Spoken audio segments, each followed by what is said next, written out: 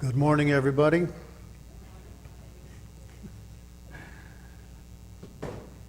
The acoustics in here are a little different than where we came from. Welcome. We are here to study God's Word. We are here to study 1 Kings. We are finishing chapter 1. We were in that chapter for about 2 weeks, not quite. A little over a week, and we're going to finish that up. The Kings starts with the ending of David's life, essentially, and the transfer of power over to Solomon. And it starts with the intrigue that comes with having a king. You have a monarchy, one person who has all this power, and he's the judge, and all these different things. And it never goes away. There are problems with all the kings in one sense of another, with transfers of power and people who want that power and all of these issues that happen throughout this era of kings. And this is no different. It even started, I would say, with Saul. Saul loses his power because God is the one who removes it from him, and that starts kind of this whole thing. The only difference is with David doesn't seek to kill Saul because he respects that Saul was anointed by God.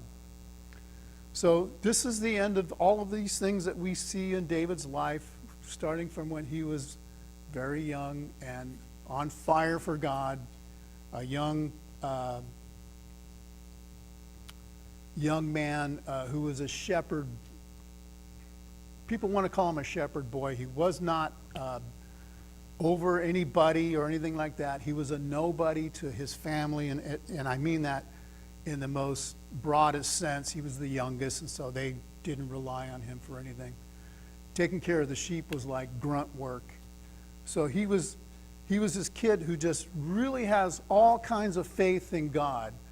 And we see this great beginning with him, and God builds him up, and of course we do see his fall, and so we've kind of moved through his entire life.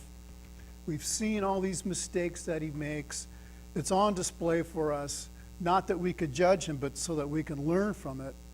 And I talk about it a lot, but the things, his mistakes. But I don't understand what it would be to have to be a king and be responsible for multitudes of people and their well-being. And it's easy for me to look at it and go, oh, he should have been a better dad. He should have really taken those kids in hand. I don't know what it meant to be a king. It was hard enough for me just being a dad at home and trying to make a living and to be an effective dad a lot of times. So I might say things about what is obvious that the writer is trying to make us look at. But in real life, life is tough. And if you're a king, I can't even imagine what that would be like. Also, speaking with Tom last week, we talked about God promising Solomon to be king, and David carrying out that promise, and talking about the vow that he made to Bathsheba. Bathsheba's name means daughter of an oath, or daughter of promise. And essentially that means daughter of 7. And it means you repeat that oath 7 times. It means it's a complete there's a completeness or perfectness about it. So I just thought that was an interesting thing that we talked about last week. Names have absolute meaning. They absolutely have meanings in these stories. And I think it's important to to look into these things because it brings weight to that whole idea that Solomon was the one who was promised to be the heir to the throne. We also talked about, David committing adultery with this person who was going to bring the king. And I think it's important to also remember that God could have easily, and if he's going to direct it, he would have likely preferred that somebody doesn't sin God hates sin. And if there's anything to see from that, it's like even with our faults, even with our shortcomings, God can still make things happen. Okay, we're going to finish this up pretty quickly here at the end of this chapter 1. Are there any questions or observations from what we've looked at so far? Okay.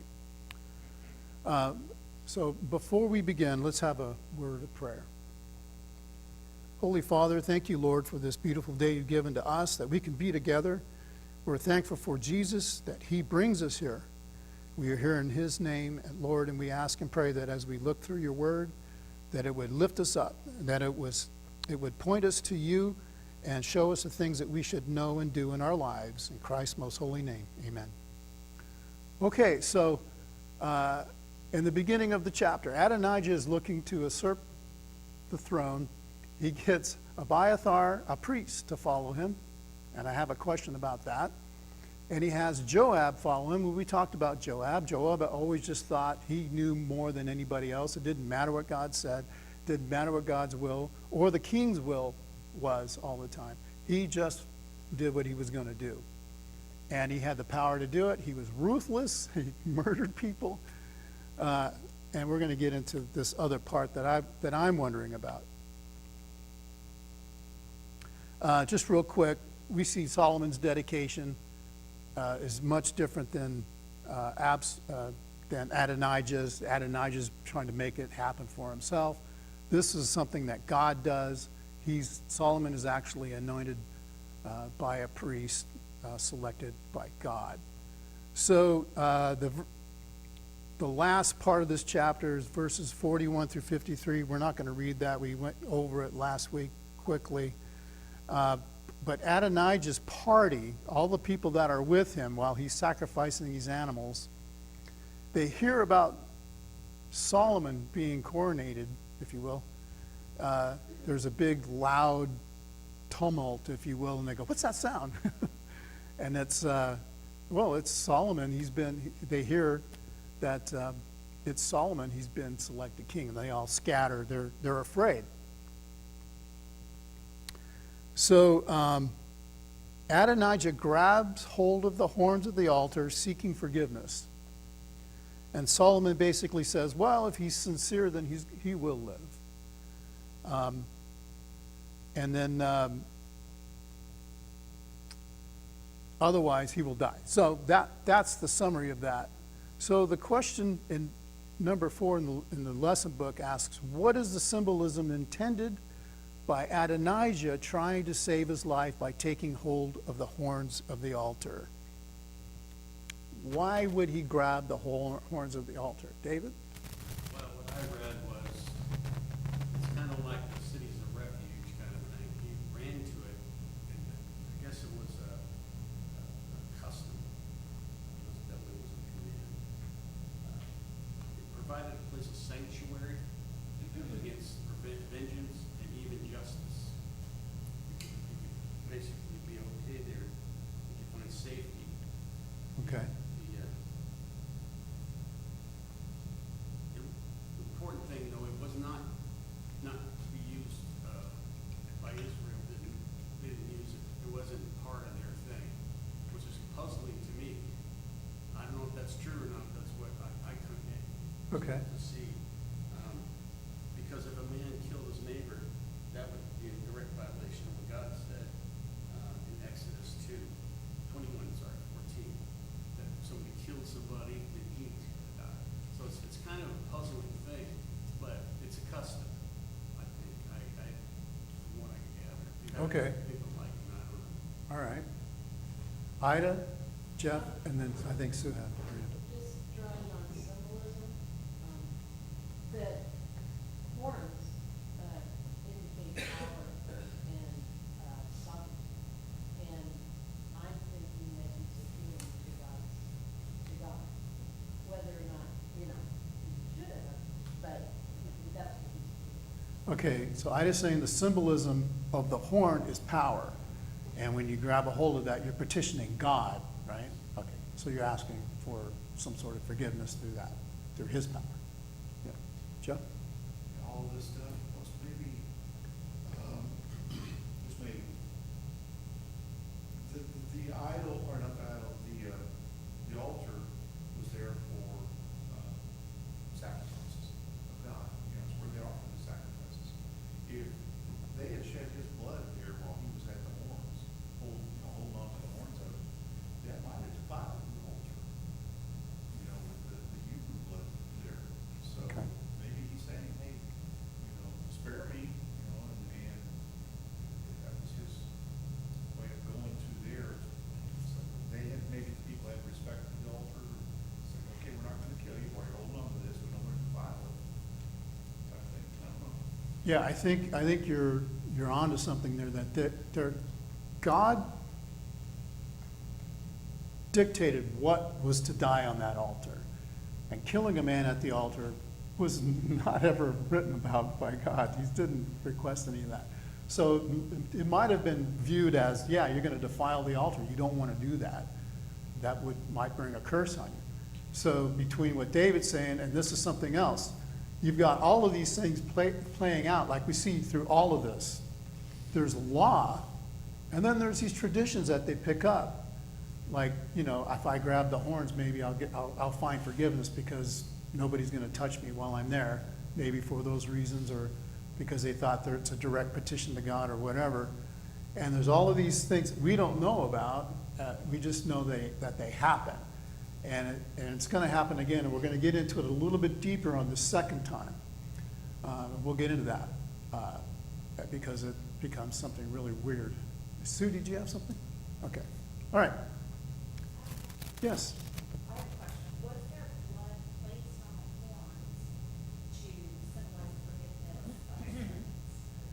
forgiveness? I think, wow, you know, it's been a while since I've studied the sacrifices. I think there would be blood placed on part of the sacrifice by the priest, by his thumb. If I remember correctly, I might be wrong. If you know more about it, just speak up.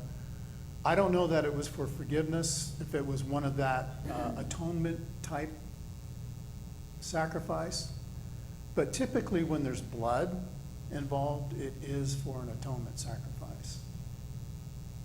Yes, Maria. I don't know if this answers the question or not, but in Exodus 30, verse 10, it talks a little bit about Aaron and how he's supposed to make the sacrifice once a year with the blood of the sin offering of atonement.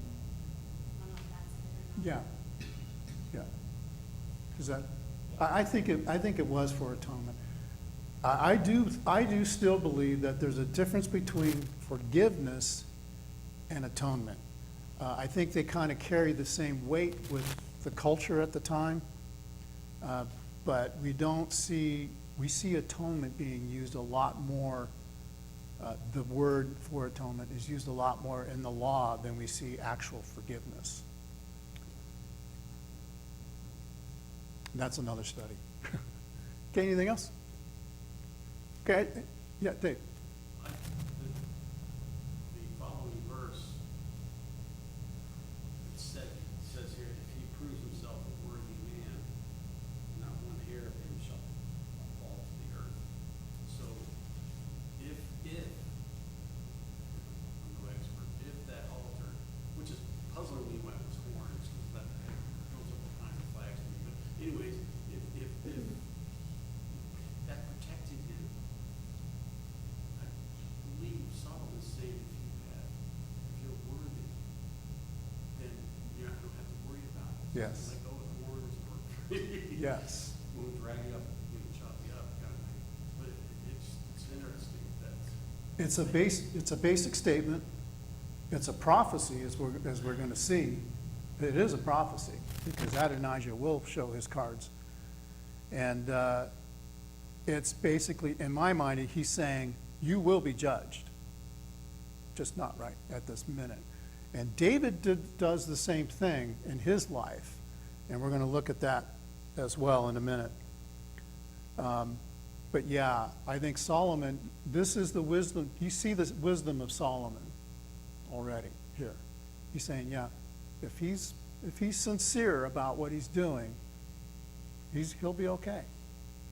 And that leaves it wide open, right? If he's not sincere, which I'm going to be the judge of that, he's not okay. Yes, Ida. It kind of reminds me of the old adage that what you fear the most in others is what you fear the most in yourself. Yes. And I don't know, maybe that, whatever. Wow.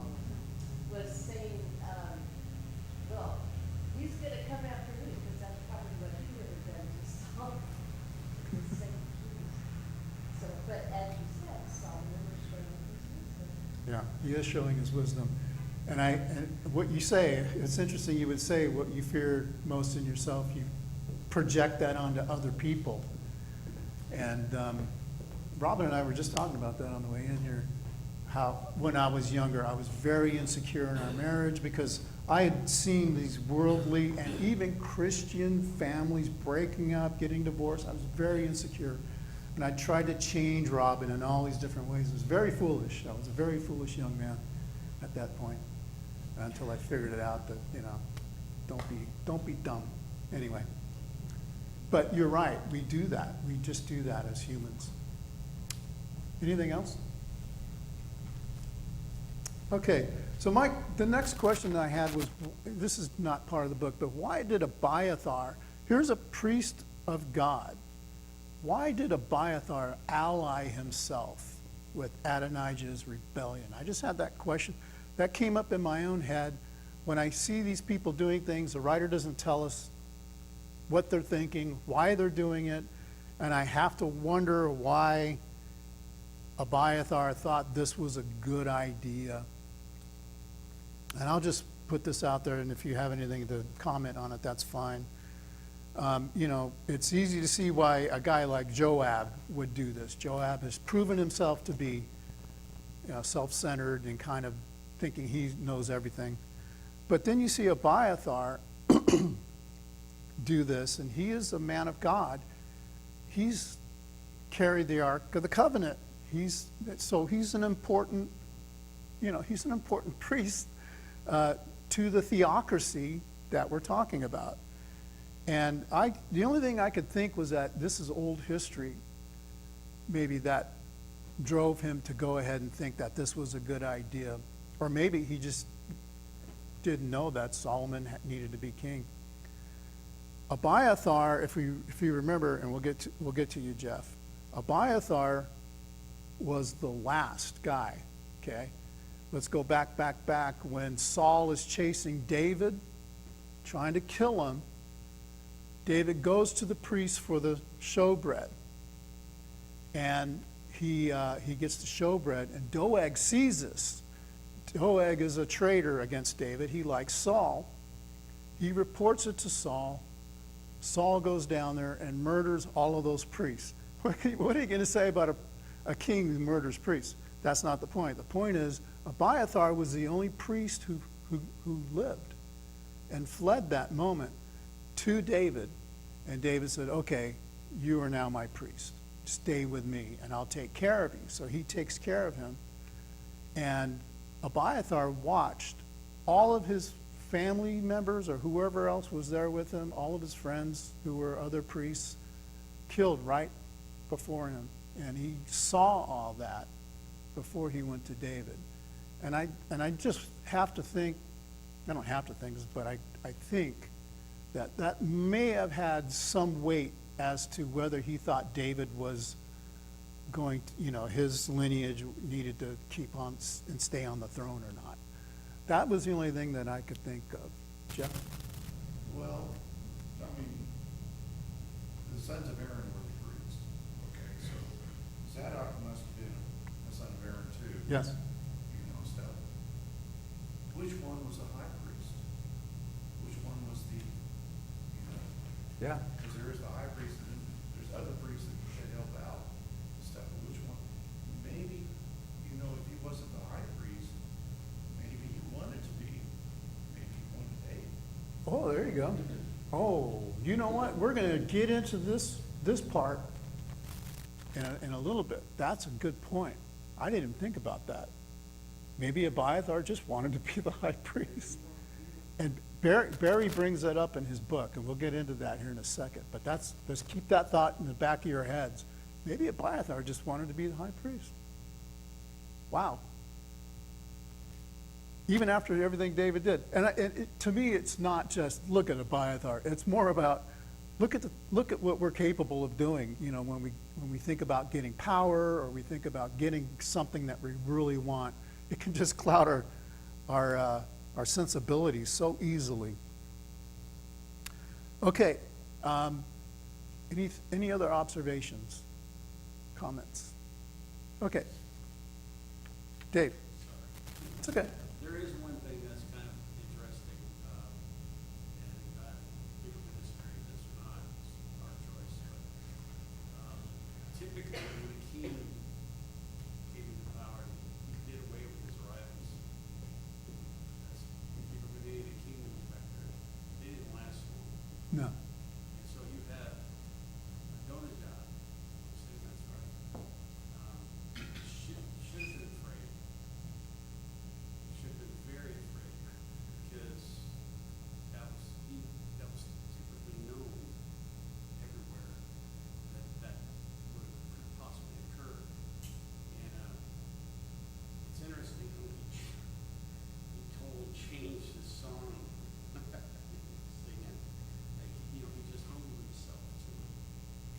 He knew that his brother Solomon was. Yeah. He wasn't gonna kill him, and that's like really, it shows Solomon's mercy and judgment. But I just thought that was interesting.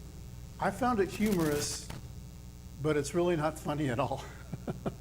Because the entire party just flees, basically. Gotta go. They all realize that they messed up. And I don't know that it was, I found it funny, but I found it almost satisfying, which is not good, because vengeance belongs to God. You know, we shouldn't be glad that somebody gets their comeuppance. We would hope that people would just be nice and do what God wants them to do.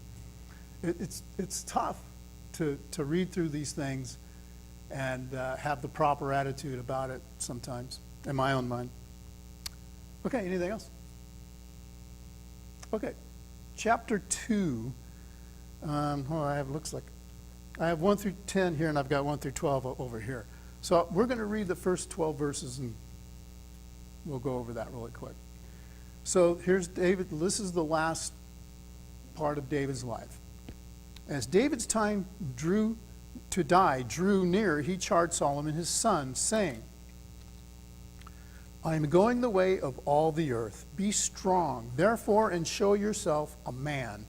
Keep the charge of the Lord your God, to walk in his ways, to keep his statutes, his commandments, his ordinances, and his testimonies, according to what is written in the law of Moses, that you may succeed in all that you do and wherever you turn, so that the Lord may carry out his promise, which he spoke concerning me, saying, if your sons are careful of their way to walk before me in truth with all their heart and with all their soul, you shall not lack a man on the throne of Israel. Now you also know that Joab, and so here's his directives. Now you also know that Joab, the son of Zeruiah, what he did to me, what he did to the two commanders of the armies of Israel, to Abner, the son of Ner, and to Amasa, the son of Jether, whom he killed or murdered. He also shed the blood of war in peace. And he put the blood of war on his belt, about his waist, and on his sandals, and on his feet. So he was covered with this blood guiltiness.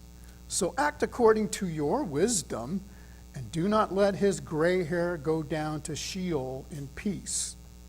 But show kindness to the sons of Barzillai, the Gileadite, and let them be among those who eat at your table, for they assisted me when I fled from Absalom your brother. Behold, there is with you Shimei, the son of Gera, the Benjamite of Bahurim. Now it was he who cursed me with a violent curse on the day I went to Mahanaim. But when he came down to me at the Jordan, I swore to him by the Lord, saying, I will not put you to death with the sword. Now therefore, do not let him go unpunished, for you are a wise man, and you will know what you ought to do to him, and you will bring his gray hair down to Sheol with blood. Then David slept with his fathers and was buried in the city of David.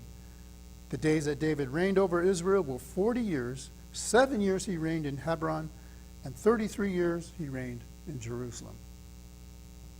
Okay, so I remember the class when David spared Shimei, and I said some really nice things about David, and I started reading this, and I started going, well, I don't remember this part. I wouldn't have said those things about David.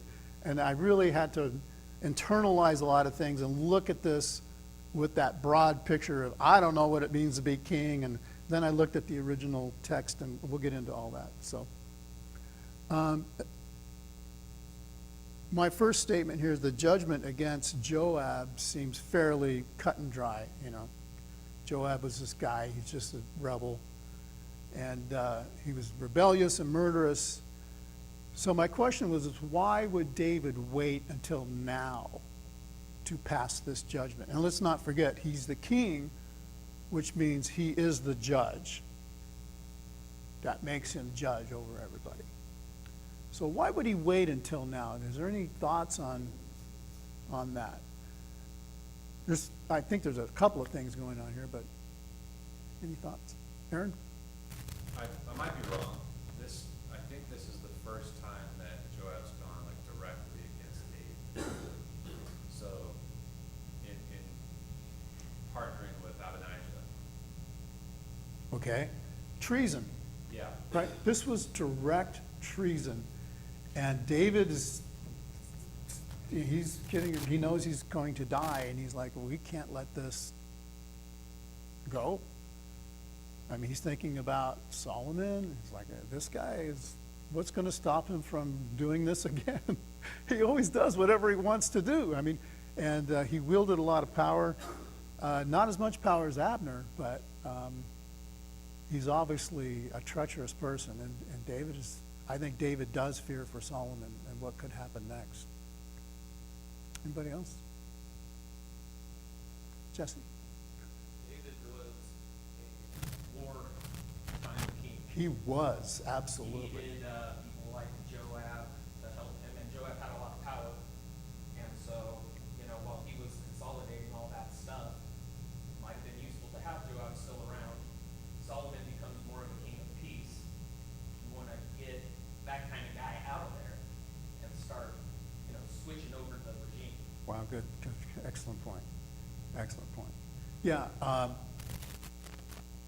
when David finds his followers, those 400 guys or whatever it was to begin with, and then it turns into 600 very quickly, how are they described? Somebody remember? Misfits or something. Misfits. Worthless folks. Worthless. It doesn't mean worthless in the psychological sense. It means worthless like they didn't have land, more than likely. They probably had debt. They were in need. They didn't see a real future in their future. Outcasts. For whatever reasons, these are the guys. And wow, this is God's building. He's looking to the Christ. Look what he's able to do with all these folks. David's the youngest. His dad doesn't even think about him when it comes time to consider somebody to anoint. He doesn't even think about him, but that's the guy.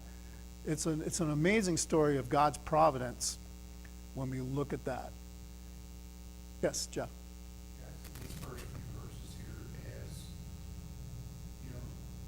one, passing on a regime. David is saying, Solomon, the next king, okay, these are the guys you need to watch out for. These are the guys you need to take care of. I promise these guys, like one of these that helped him out and stuff like that, I promise, to take care of him, so you take care of him too, Right. Watch out for this guy, he's treacherous, watch out for this guy. So, take care of him, basically, a warning Exactly. He's kind of, he's tying up loose ends, right? This is going to be trouble if this isn't taken care of. So for me, it sheds some light on, a lot of times we look at David, we see him as being ineffectual in a lot of ways, but it doesn't mean that he isn't thinking about things. We just don't see him just impulsively acting on things, really. He lets things wait. And in my mind, I think he's showing his own wisdom. Jeff? Well, and you also notice the wisdom of Solomon's point. There's 2 or 3 times here he says, "You're a wise man." So it's not, you said, you're not impulsively doing things. You're thinking about things. The actions and reactions. Yep.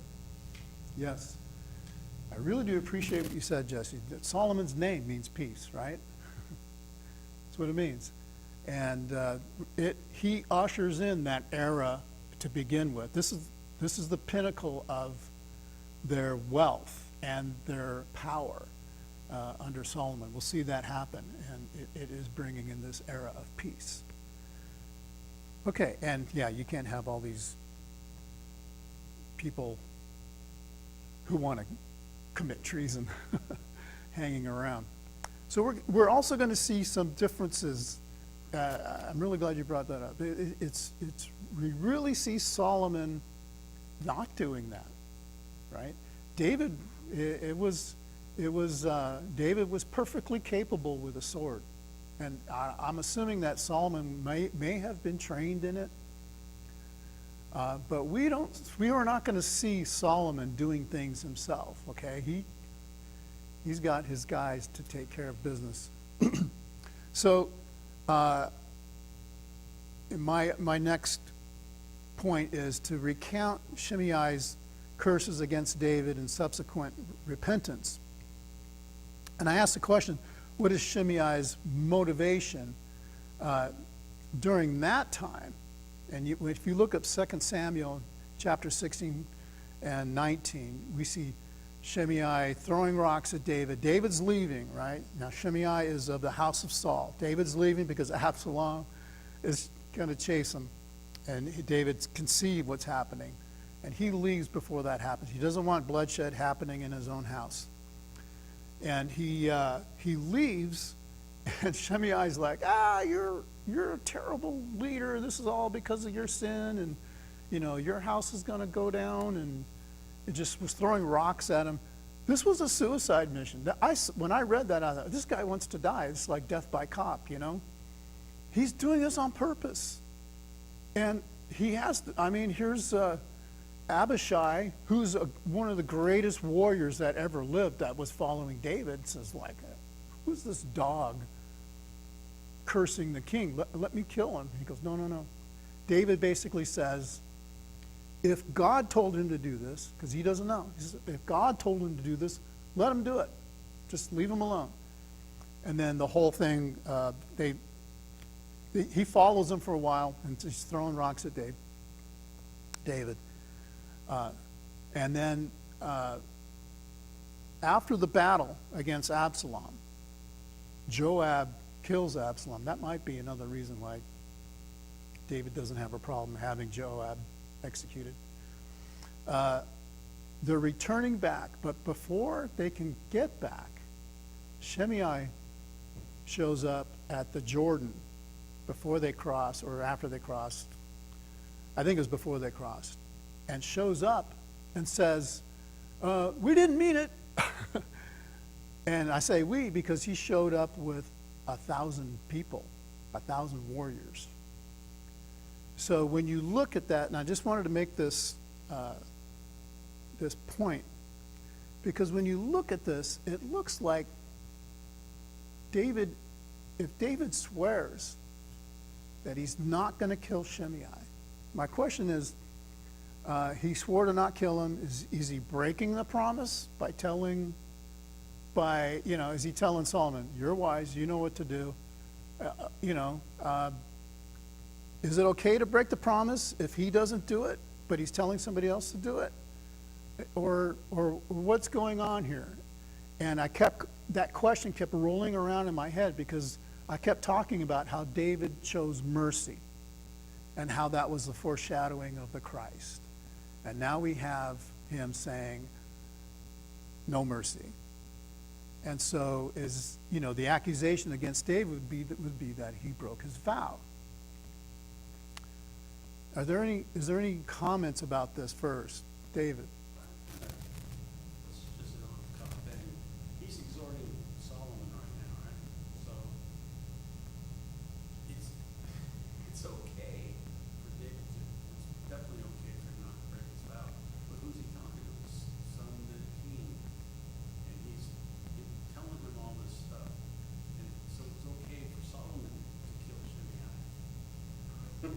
Right. So maybe he's just explaining basic stuff. I don't know. But it seems peculiar to me that he did that because Joab, he was like, he knew all David's dirt way back too, and plus, like you said, he killed his son Absalom. But I've been wondering if that has anything to do with it, just a speculation. Well, I think in the case of Shimei, I think it's the same thing. And I think it's the same thing that Jeff was talking about. David sees Shimei as a traitor. He's the house of Saul. He was a troublemaker then. He doesn't want the possibility of him rising up against his son. Okay. Well, Solomon did not kill Shimei right away. He just told him to stay in Jerusalem and not leave. He gave him a chance. If you don't leave, I won't kill you. Okay. If you go out of Jerusalem, I will kill you. So Shimei kind of brought death on himself Okay. by disobeying Solomon.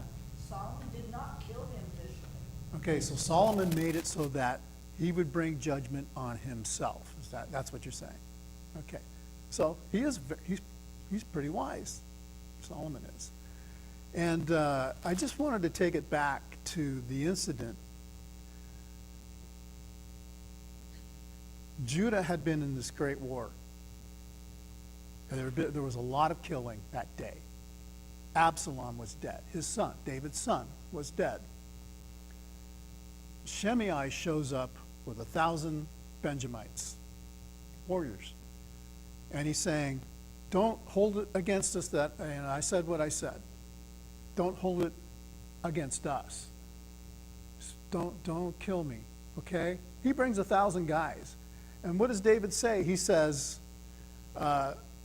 his warriors with him are like, let's do this. Let's take them out, all of them. And David basically says, no, do we have to do this? Does not everybody already know I'm the king because Absalom is dead? Today, nobody's going to die. He didn't want to kill another 1,000 of his countrymen over this whole thing. He was done with it at that point. So it was not a stay of execution. It was a delay of judgment. That's how he handled it. And it's real easy to go to, he's breaking his promise, and it's like, well, he actually let the guy live and he deserved death. So he showed his mercy, but his actions the consequences of his actions, he had to pay for. Okay, anybody see anything differently about that? David? No, I want to clarify something. I never said that Solomon killed anyone. Right. I said he could have. He could have, yeah. David demanded justice, but he's not going to break his vow. That's just not going to happen. Right. But Solomon could have brought him to justice. There's nothing prohibiting him as a king to do that. I just wanted to be clear that, I wasn't implying that at all. Okay. Now, and the third point that I wanted to make about this section was, if you look at that special relationship between Barzillai and David, and that's in 2 Samuel 19, that was during the time that when Absalom was coming after David. Barzillai offers his troops and gives them sustenance and helps David in all that he does. He obviously loves David. And, okay, Barzillai is 80 years old when this happens. He's no spring chicken, right? And you can see these pockets of people who just love David. They love what he's doing. They understand that God's with him. Guys like Hiram and that kind of thing. And Barzillai helps him. And they're getting ready to come back, right, to Jerusalem. And David loves him so much. He says to him, come live with me. Just come with me and just live out your days at my place. Come to my place, you know, and you can just live there. And Barzillai says, what? He's like, I'm 80 years old. I'm too old to fight for you or do anything more. You know, I won't be any good to you over there. Let me just go home and die with my family and where I live. And David says, okay, but, you know, send a servant then if you want. So that's what he does.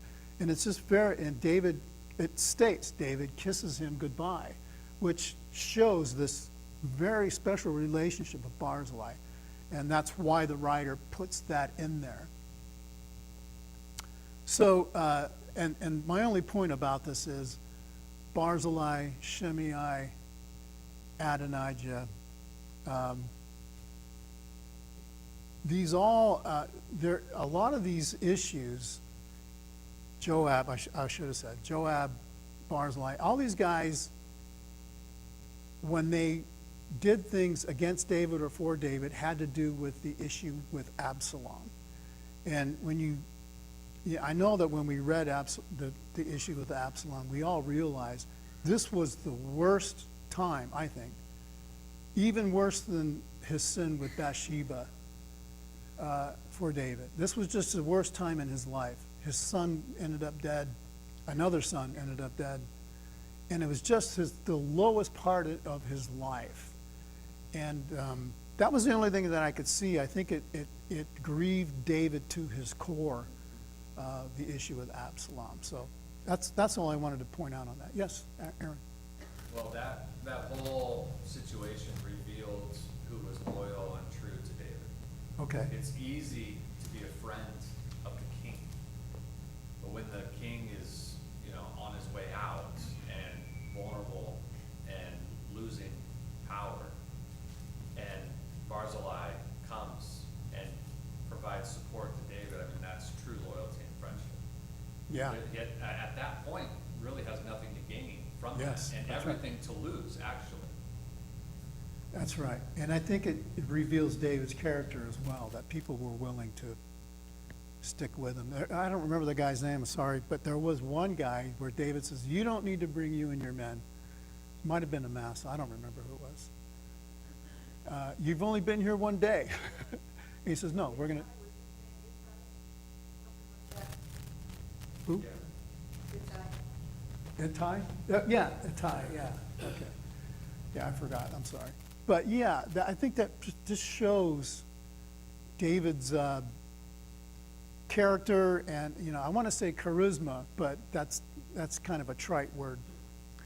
But I just wanted to point that out, that was just the worst part of his life, in my opinion. Okay, anything else? Okay, we'll probably just get read through this and then we'll get into everything next week. This is kind of a long, well, it's only 12 verses. Starting with verse 13. Adonijah, the son of Haggith, came to Bathsheba. I don't get this. I just don't get this whole story. There's so many questions in my head.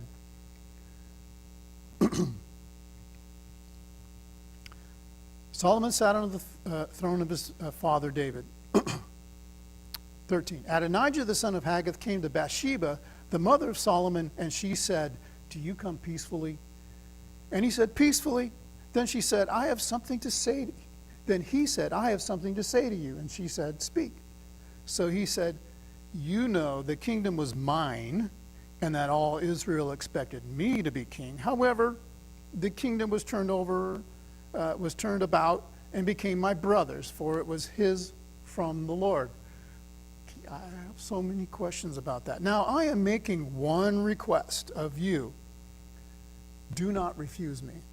And she said to him, speak. And he said, please speak to Solomon, the king, for he will not refuse you, that he may give me Abishag, the Shunammite, as a wife. Bathsheba said, very well, I will speak to the king for you. So Bathsheba went to King Solomon to speak for him for Adonijah. And the king arose to meet her, bowed before her, and sat on his throne. And he had a throne set for the king's mother, and she sat on his right. Then she said, I am making one small request of you. Do not refuse me. And the king said to her, ask my mother, for what will I refuse you? So she said, let Abishag, the Shunammite, be given to Adonijah, your brother, as a wife. King Solomon answered and said to his mother, and why are you asking Abishag the Shunammite for Adonijah? Ask for him also the kingdom, for he is my older brother, even for him, for Abiathar the priest, and for Joab the son of Zeruiah. Bringing up the last rebellion. Then King Solomon swore by the Lord, saying, may God do so to me, and more also, if Adonijah has not spoken this word against his own life. Now, therefore, as the Lord lives, who has established me and set me on the throne of David, my father, and has made me a house, as he had promised, surely Adonijah shall be put to death today. So King Solomon sent Benaiah, the son of Jehoiada, and he fell upon him, so he died. So that wraps it up. All those loose ends are tied up, but we're going to get into so many questions about what's going on, why Adonijah, why Eve would even think this is a good idea. Thank you.